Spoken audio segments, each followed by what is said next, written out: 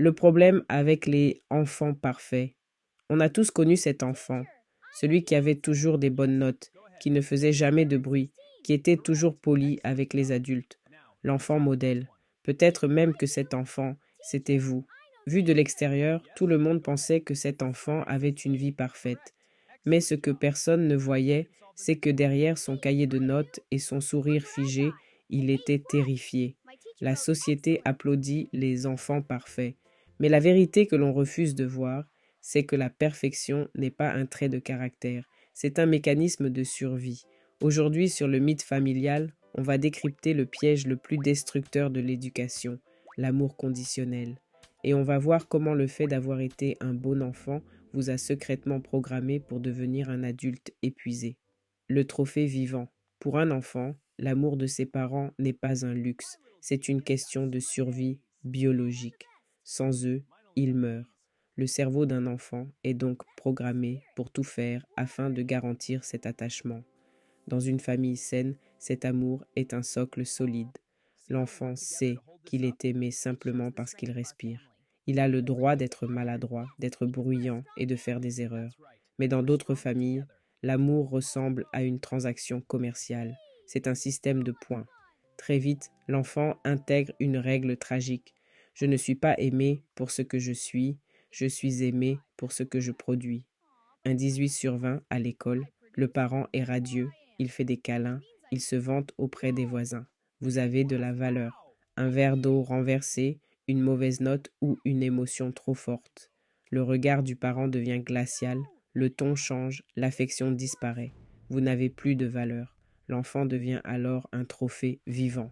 Il comprend que la seule façon d'être en sécurité et de mériter sa place dans la maison, c'est d'être utile et de flatter l'ego de ses parents.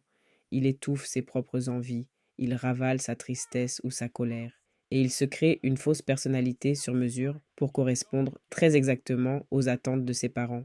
Il arrête d'être un enfant pour devenir un employé modèle de la famille. Mais cette performance a un prix.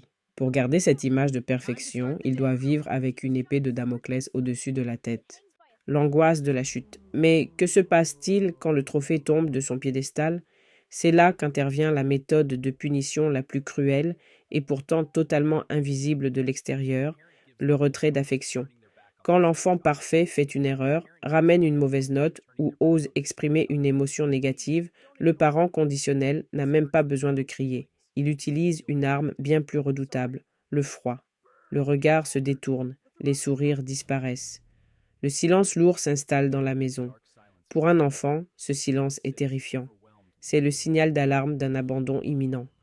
Il comprend alors que l'amour de ses parents possède un interrupteur et qu'à la moindre imperfection, la lumière s'éteint. Cette angoisse de la chute devient son moteur principal. Il ne travaille plus pour réussir ses projets, il travaille pour ne pas être rejeté. Il vit dans la terreur constante d'être démasqué, de montrer qu'il est humain, faillible et fatigué. Et le drame de cette éducation, c'est que cette terreur ne s'arrête pas le jour où l'on quitte la maison familiale. La roue du hamster. 20 ans plus tard, l'enfant parfait a grandi. Il est devenu un adulte en apparence fonctionnelle, mais la mécanique invisible, elle, est restée intacte. La roue du hamster ne s'est jamais arrêtée, elle a juste changé de décor. L'adulte qui a grandi avec un amour sous condition est intimement persuadé qu'il n'a aucune valeur intrinsèque. S'il s'arrête de produire, il pense qu'il va disparaître, alors il continue de payer sa place. Au travail, c'est l'employé qui s'épuise jusqu'au burn-out, totalement incapable de dire non à son patron. Inconsciemment, le patron a simplement remplacé le parent exigeant. L'approbation professionnelle est devenue la nouvelle carotte. Dans ses relations amoureuses, c'est le partenaire qui s'efface totalement, qui anticipe les moindres besoins de l'autre et étouffe ses propres limites, de peur d'être quitté à la moindre dispute. C'est une course sans fin. Vous courez dans la roue, espérant qu'au prochain diplôme, à la prochaine promotion professionnelle ou au prochain sacrifice personnel, vous vous sentirez enfin assez bien pour être aimé sereinement. Mais c'est un mirage. Avec l'amour conditionnel, la ligne d'arrivée recule à chaque fois que vous l'approchez. Apprendre à décevoir. Alors, comment descendre de cette roue infernale? La guérison commence par un acte de rébellion très simple, mais absolument terrifiant pour l'ancien enfant parfait. accepter de décevoir les autres. Il faut réapprendre une vérité fondamentale.